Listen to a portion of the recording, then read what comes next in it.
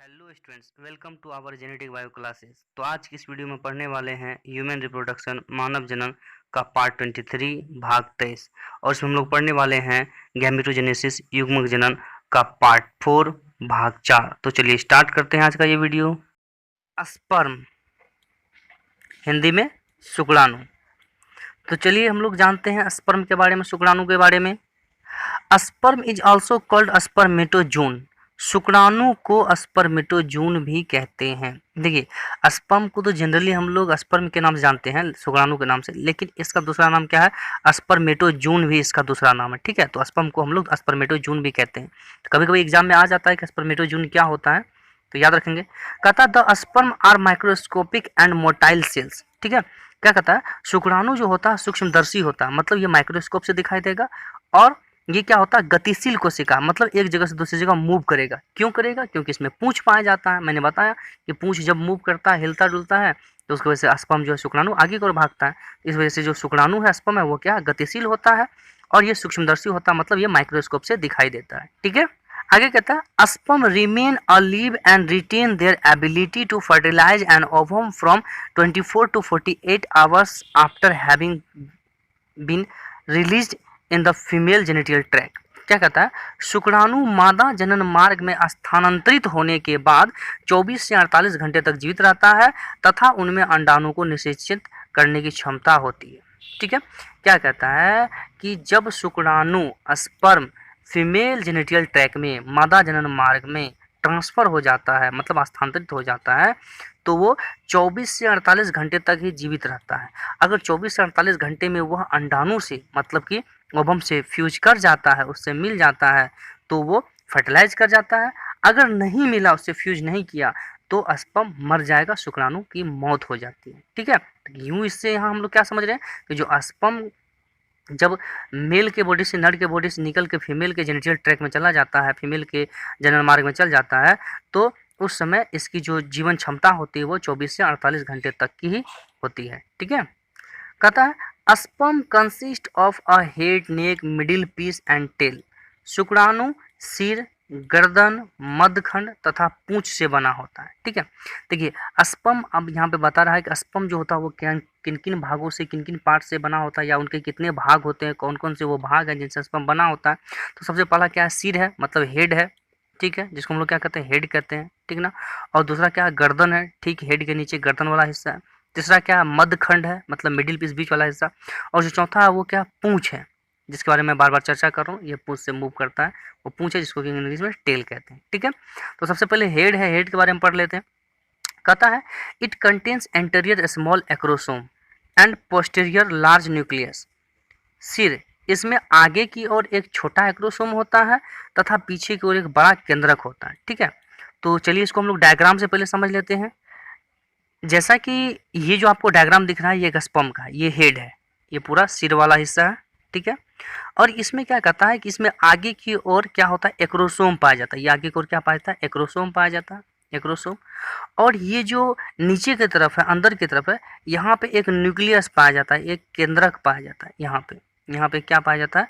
केंद्रक पाया जाता है, न्यूक्लियस पाया जाता है। ठीक है, तो बेसिकली यहाँ पे दो चीज पाए जा रहे हैं। ठीक ना, आगे कहता है acrosome is formed from Golgi body of the spermatid.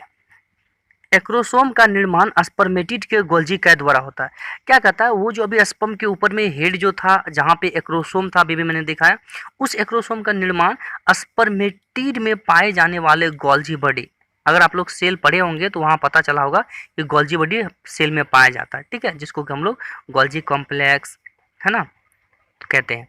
तो ये जो गोल्जी बॉडी है, गोल्जी का है, इन्हीं से किसका फॉर्मेशन होता है? एक्रोसोम का निर्माण होता है स्पर्म में। ठीक है, तो ऑब्जेक्टिव में क्वेश्चन आ सकता है कि एक्रोसोम का फॉर्मेशन कौन करता है? तो गोल्जी बॉडी करता है। स्पर्मेटिड का गोल्जी बॉडी क्या करता है? एक्रोसोम का निर्माण करता है। ठीक है, acrosome contains hyaluronidase proteolytic enzyme which are popularly known spermlysin. ठीक है, क्या कहता है कि एक्रोसोम में क्या पाया जाता है भाई? एक्रोसोम में पाया जाता है हायालुरोनिडेज प्रोटीलेटिक एंजाइम पाया जाता है। ठीक है, जिसको हम लोग, है ना, अधिकतर किस नामों से जानते हैं? स्पर्माइल्सिन के नाम से जानते हैं। ठीक है, कहता है एक्रोसोम में हायालुरोनिडेज, है ना, प्रोटीलेटिक एंजाइम पाया जाता है, जिसे स्पर्मेल्सिन भी कहते हैं। ठीक है, spermlysin is used to contact and penetrate the egg at the time of fertilisation.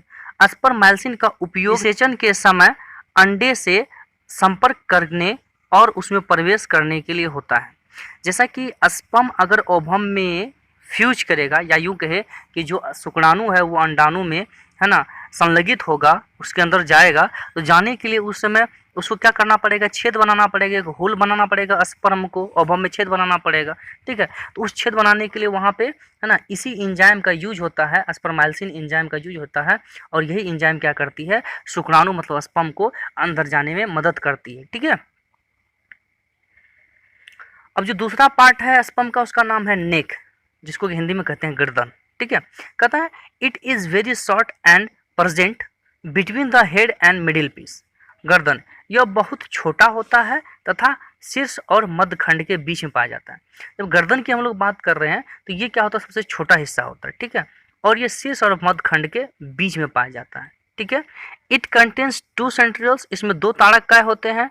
जो पहला ताड़क होता है उसका नाम है प्रोक्सिमल सेंट्रियोल्स, हिंदी में कहते हैं समीपस्थ ताड़क, और जो दूसरा सेंट्रियोल्स होता है उसको बोलते हैं डिस्टल सेंट्रियोल्स, जिसको हिंदी में कहते हैं दूरस्थ ताड़क। ठीक है, तो एक एक ताड़क को हम लोग पढ़ लेते हैं। कहता है the proximal centrioles towards the nucleus, समीपस्थ ताड़क केंद्रक के नजदीक होता है। ठीक है, proximal centrioles plays a role in the first cleavage of the zygote, समीपस्थ ताड़क युग्मनज के प्रथम विदलन में भूमिका निभाता है। क्या कहता है कि जो सबसे पहला सेंट्रियोल्स होता है जिसको बोलते हैं प्रोक्सिमल सेंट्रियोल्स, है ना, ये किसके तरफ होता है भाई, ये न्यूक्लियस के तरफ होता है, ये केंद्रक के तरफ होता है। जो समीपस्थ ताड़क होता है वो केंद्रक के तरफ होता है, या यूं कहे केंद्रक के नजदीक होता है, इसीलिए तो इसका नाम समीपस्थ ताड़क का नाम रखा गया। ठीक ना, और जो इसका काम होता है वो क्या होता है, वो जब जायगोट बनने लगता है और जायगोट जब क्लेवेज बनने लगता है, क्लेवेज के स्टेज में पहुंचता है, मतलब यूं कहे कि जायगोट डिवाइड करने लगता है, और डिवाइड करके 2 से 4, 4 से 8 सेल का निर्माण करने लगता है, तो उस समय जो है प्रोक्सिमल सेंट्रियोल्स क्या करता है कि सेल को तोड़ने में, सेंट्रियोल्स का मेन काम मैं आपको बता दूं कि जब सेल डिवीजन होने लगता है, एक सेल डिवाइड होकर 2 सेल बनने लगता है, ठीक ना, एक सेल डिवाइड होकर 2 सेल बनने लगता है, तो उस समय सेंट्रियोल्स क्या होती है, एक सेंट्रियोल्स इस साइड में एक पोल पे और दूसरा सेंट्रियोल्स इस पोल पे चली जाती है, जिसके वजह से बीच का जो केंद्रक के अंदर पाए जाने वाला क्रोमोसोम में गुणसूत्र है वो आधा इधर आ जाता है, आधा इधर आ जाता है, जिसके वजह से ये बीच से न्यूक्लियस मतलब केंद्रक टूट जाता है, जिससे सेल डिवीजन में सहायता मिलती है। तो यूं कहें हम लोग जो सेंट्रियोल्स है वो सेल डिवीजन में मदद करती है। ठीक ना, तो अभी जायगोट जो विदलन स्टेज में चल रहा है, जायगोट जो क्लेवेज स्टेज में चलती है, उसमें क्या होता है, जायगोट एक सेल है, टूट के 2 सेल बनती है, 2 से 4 बनती है, तो टूटने के लिए मतलब डिवीजन होना होगा, डिवीजन के लिए कौन मदद करेगा, सेंट्रियोल्स मदद करेगा। इसीलिए कहता है जो प्रोक्सिमल सेंट्रियोल्स होता है वो क्या करता है, जायगोट के क्लेवेज में भूमिका निभाता है, महत्वपूर्ण। ठीक है, the distal centrioles which give rise to the axial filament of the sperm, दूरस्थ ताड़क का शुक्राणु के अक्षीय तंतु को बनाता है। डिस्टल सेंट्रियोल्स जो कि केंद्रक से, न्यूक्लियस से दूर होता है, जो कि न्यूक्लियस से दूर है, डिस्टल सेंट्रियोल जिसके वजह से इसका नाम पड़ा दूरस्थ ताड़क है, ये क्या करता है कि शुक्राणु के अक्षीय तंतु को बनाता है। मतलब जो स्पर्म में जो पूंछ है, स्पर्म में जो पूंछ है, उस पूंछ के बीचों बीच में आप देखे होंगे कि एक लाइनिंग गुजरती है, इसी लाइनिंग को हम लोग बोलते हैं एक्सियल फिलामेंट, अक्षीय तंतु। तो इस अक्षीय तंतु का निर्माण कौन करता है, ये डिस्टल सेंट्रियोल्स ही क्या करता है, उसका निर्माण करता है। चलिए डायग्राम से इसको समझ लेते हैं हम लोग। अब यहाँ देखिए तो यहाँ पे देखिए कि जो एक सेंट्रियोल्स है इसका नाम है प्रोक्सिमल सेंट्रियोल्स, ये किसके तरफ है, ये न्यूक्लियस की तरफ। यहाँ जो न्यूक्लियस है एक, है ना, ये न्यूक्लियस, तो जो प्रोक्सिमल सेंट्रियोल्स है वो न्यूक्लियस की तरफ है, और जो दूसरा है डिस्टल सेंट्रियोल्स वो इधर है, थोड़ा सा न्यूक्लियस से, मतलब न्यूक्लियस से दूरी पर ज़्यादा है, तो इसलिए ये इधर क्या करता है, ये, है ना, अक्षीय तंतु का निर्माण करता है, एक्सियल फिलामेंट का निर्माण करता है। तो यहाँ पे देखेंगे तो ये जो डिस्टल सेंट्रियोल्स है वो किसका फॉर्मेशन कर रहा है, एक्सियल फिलामेंट का फॉर्मेशन कर रहा है, ये बीचों बीच जो एक्सियल फिलामेंट गुजर रहा है इसका निर्माण करता है। ठीक है, अब हम लोग बात करते हैं स्पर्म के तीसरे पार्ट का, जिसका नाम है मिडिल पीस। ठीक है, जिसको हिंदी में कहते हैं मध्य खंड। कहता है the middle piece of human sperm contains the mitochondria coil round the axial filament called mitochondrial spiral. मानव शुक्राणु के मध्य खंड में माइटोकॉन्ड्रिया पाया जाता है जो अक्षीय फिलामेंट के चारों ओर लिपटे होते हैं, जिसे माइटोकॉन्ड्रियल स्पाइरल कहते हैं। ठीक है, सबसे पहले चलिए इसको हम लोग डायग्राम से समझ लेते हैं कि क्या कहता है। अभी जो ये बीच वाला हिस्सा मैं दिखा रहा हूँ आपको, ये बीच वाला हिस्सा, ये है मिडिल पीस, मतलब मध्य खंड। ठीक है, ये कैसा है, मध्य खंड है, मिडिल पीस है। ठीक है, तो इस मिडिल पीस में क्या दिखा रहा है कि ये जो यहाँ पे देख रहा है, ये गोलाकार रचना दिख रहा है, ये माइटोकॉन्ड्रिया है। क्या है, माइटोकॉन्ड्रिया है। तो यहाँ पे माइटोकॉन्ड्रिया क्यों पाया जाता है, इसलिए पाया जाता है ताकि ये क्या करे कि यहाँ पे एनर्जी बनाए। माइटोकॉन्ड्रिया का तो काम ही है कि ऊर्जा का निर्माण करना, ये ऊर्जा बनाता है, एनर्जी बनाता है। और वह एनर्जी कहाँ मिलती है, ये बीच में जो डिस्टल सेंट्रियोल्स के वजह से अक्षीय तंतु बना है, एक्सियल फिलामेंट बना, उस एक्सियल फिलामेंट को ये एनर्जी मिलता है। ये एक्सियल फिलामेंट क्या करती है, इसकी वजह से मूव करती है, और मूव करने की वजह से ये पूंछ मूव करता है, और जब ये पूंछ मूव करता है तो स्पर्म ऊपर की ओर, आगे की ओर भागता है। ठीक है, तो ये जो माइटोकॉन्ड्रिया है, इसका नाम हम लोग माइटोकॉन्ड्रियल स्पाइरल कहते हैं। क्यों कहते हैं, क्योंकि ये जो है आगे चल के जो एक फिलामेंट है यहाँ पे, उस फिलामेंट से ये लिपटा हुआ रहता है। ठीक है, इसी वजह से हम लोग इसको क्या कहते हैं, माइटोकॉन्ड्रियल स्पाइरल कहते हैं। ठीक है, middle piece provide energy for the movement of the sperm. शुक्राणु का मध्य खंड शुक्राणु को गति करने के लिए ऊर्जा प्रदान करता है। ठीक है, अभी भी मैंने बताया जो मिडिल पीस होता है उसमें माइटोकॉन्ड्रिया पाया जाता है, जो क्या करता है, एनर्जी प्रोवाइड करता है, जिसकी वजह से स्पर्म क्या करता है, मूव करता है ना, जो शुक्राणु आगे की ओर मूव करता है। कहता है so it is the power house of the sperm, इसलिए यह शुक्राणु का ऊर्जागिरी है। मिडिल पीस को, मध्य खंड को, है ना, शुक्राणु का मतलब स्पर्म का क्या कहते हैं हम लोग, पावर हाउस भी कहते हैं, ऊर्जागिरी भी कहते हैं। क्यों, क्योंकि यहीं से, है ना, स्पर्म को क्या मिलता है, एनर्जी मिलता है, जिसकी वजह से स्पर्म मूव कर पाता है। ठीक है, अब आगे क्या कहता है, at the end of the middle piece there is a ring centriole which unknown function. ठीक है, मध्य खंड के अंतिम हिस्से पर एक गोलाकार तारककाय पाया जाता है जिसका कार्य अज्ञात है। अभी देखिए क्या होता है कि जो मिडिल पीस होता है ना, उसके अंतिम हिस्से पे, ठीक ना, वहाँ पे एक सेंट्रियोल्स और पाया जाता है, एक तारककाय और पाया जाता है, जिसको हम लोग बोलते हैं रिंग सेंट्रियोल्स, है ना, जो बोलते हैं रिंग सेंट्रियोल्स, हिंदी में कहते हैं गोलाकार तारककाय। तो अभी साइंटिस्ट इस पे रिसर्च कर रहे हैं, इसका फंक्शन अभी मालूम नहीं चला है, बस इसके बारे में मालूम चला कि ये होता है वहाँ पे। ठीक है, इसीलिए इसका कार्य जो है अज्ञात है, अभी इस पे खोज चल रहा है, सर्च चल रहा है। ठीक है, अगर आप लोग को इसके बारे में कुछ मालूम हो तो कमेंट बॉक्स में जरूर बताइएगा कि रिंग सेंट्रियोल्स क्या होता है। ठीक है, क्या कहता है, ring centrioles is also known as annulus. गोलाकार तारककाय को एनुलस भी कहते हैं। जो रिंग सेंट्रियोल्स है उसका दूसरा नाम साइंटिस्टों ने क्या रखा है, एनुलस रखा है। ठीक है, तो इसलिए एनुलस भी कह सकते हैं। तो कहीं एनुलस वर्ड आएगा तो आप समझ जाइए रिंग सेंट्रियोल्स की बात हो रही है। ठीक है, posterior half of nucleus neck a middle piece of a sperm are covered by a sheet called manchette. ठीक है, शुक्राणु के आधे केंद्रक के पीछे से गर्दन तथा मध्य खंड का एक भाग एक शीट से ढका होता है जिसे मेंचिट कहते हैं। ठीक है, चलिए इसको डायग्राम से मैं आपको दिखाता हूँ कि कहाँ है मेंचिट। देखिए यहाँ पे जैसा कि न्यूक्लियस यहाँ पे है, यहाँ पे केंद्र का न्यूक्लियस है, तो इसके आधे वाले से यहाँ से एक ऊपर से एक परत गुजर रही है, एक परत गुजर रही है यहाँ पे। ठीक है, और ये परत नीचे की तरफ आती जाती है, आती जाती है, आती जाती है। ठीक है, ये परत बिल्कुल नीचे की तरफ आती जाती है। ठीक ना, और यहाँ से परत आते आते आते आते आते आते आते आते ये जो है मिडिल पीस के अंत में जाके ख़त्म हो जाती है। ठीक है, तो यही जो सीट है, यही जो परत है, इसी परत को हम लोग क्या बोलते हैं, मेंचिट कहते हैं। ठीक है, जो कहाँ से स्टार्ट होता है, न्यूक्लियस के आधे से और पीछे की ओर से स्टार्ट होता है और मिडिल पीस के अंत में ख़त्म हो जाता है। ठीक है, तो इसे हम लोग मेंचिट कहते हैं। ठीक है, अब हम लोग बात करते हैं स्पर्म के सबसे लास्ट पार्ट के बारे में, जिसका नाम है टेल, जिसको कि हिंदी में कहते हैं पूंछ। ठीक है, टेल। कहता तो tail is several time longer than the head. शुक्राणु का पूंछ सिर से कई गुना बड़ा होता है। जैसा कि हम लोग ने अभी भी डायग्राम में देखा कि जो स्पर्म का पूंछ होता है, जो टेल होता है, वो उसके हेड से कई गुना बड़ा होता है। ठीक है ना, और बड़ा इसलिए होता है ताकि वो जब मूव करेगा तो स्पर्म जो है इजी वे में आगे बढ़ेगा।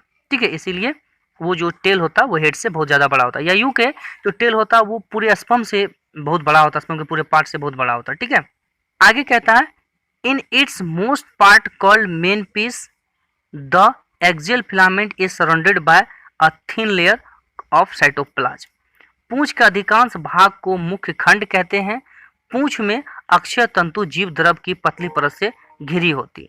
ठीक है, अब यहाँ पे समझिए कि जो पूंछ होता, जो टेल होता, उसका अधिकतर भाग जो होता, अधिकतर पार्ट जो होता है ना, वो क्या, अधिकतर पार्ट को हम लोग क्या कहते हैं, मुख्य खंड कहते हैं, इंग्लिश में मेन पीस कहते हैं। ठीक है, और जो इसका अधिकतर भाग होता है, जो इसके बीचों बीच से एक्सियल फिलामेंट गुजरता है, जैसे कि मैंने बताया था डायग्राम में कि जो इसके पूंछ होते हैं, पूंछ में बीचों बीच में एक एक्सियल फिलामेंट गुजरता है, तंतु गुजरता है, एक्सियल तंतु, है ना। और ये जो एक्सियल तंतु है, इसका निर्माण जो है डिस्टल सेंट्रियोल की वजह से होता है। ठीक है, तो ये फिलामेंट जो है किससे घिरा रहता है चारों ओर से, साइटोप्लाज्म से, मतलब जीव द्रव से ये चारों ओर से घिरा रहता है। ठीक है, कहता है the part behind the main piece called end piece which consist of naked filament alone. मुख्य खंड का पीछे वाला भाग अंत खंड कहलाता है, जो अकेला नग्न तंतु से जुड़ा रहता है। अब क्या कहता है, जहाँ पे पूंछ खत्म हो जाती है, जहाँ टेल खत्म हो जाता है, उसके पीछे की तरफ से, है ना, उसके मेन पीस के जब पीछे की तरफ से, है ना, एक पीस खुलता है, जिसको हम लोग क्या बोलते हैं, एंड पीस कहते हैं। ठीक है, क्या बोलते हैं, एंड पीस कहते हैं। और इसके चारों ओर कोई परत नहीं होता, वो फिलामेंट बस अकेला होता है।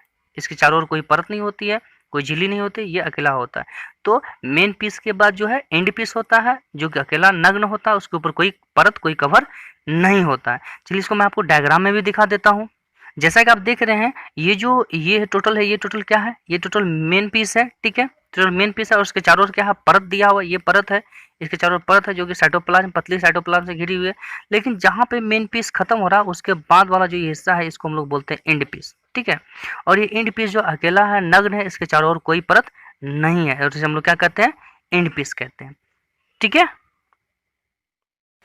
आज की वीडियो में इतना ही, फिर मिलते हैं अगले वीडियो में नेक्स्ट टॉपिक के साथ। अगर आप हमारे चैनल पे नए हैं तो हमारे चैनल को सब्सक्राइब करें, वीडियो को लाइक करें और बेल आइकन जरूर दबाएं, ताकि जब भी मैं न्यू वीडियो बनाऊं वो आप तक जल्द से जल्द पहुंचे।